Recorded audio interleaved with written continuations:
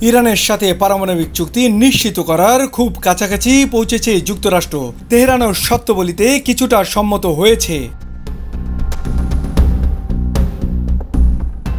শুক্রবার আন্তর্জাতিক বার্তা সংস্থা রয়টার্স এ তথ্য নিশ্চিত করেছে।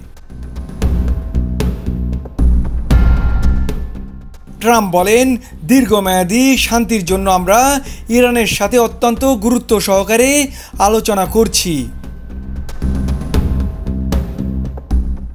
তবে ইরানি সূত্র জানিয়েছে, মার্কিন যুক্তরাষ্ট্রের সাথে আলোচনা এখনও কিছু দূরত্ব রয়েছে, যা পূরণ করা সম্ভব।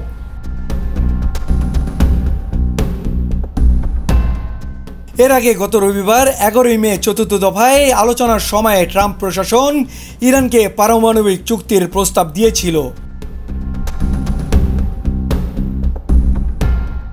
এদিকে একজন সিনিয়র ইরানি কর্মকর্তা বলছেন, কয়েক দশক ধরে চলমান পারমাণবিক বিরোধ সমাধানের জন্য তেহরান মার্কিন যুক্তরাষ্ট্রের কাছ থেকে কোনো নতুন প্রস্তাব পায়নি। তিনি আরো বলেন, ইরান তার মাটিতে ইউরেনিয়াম সমৃদ্ধ করার অধিকারের সাথে কখনো আপোষ করবে না।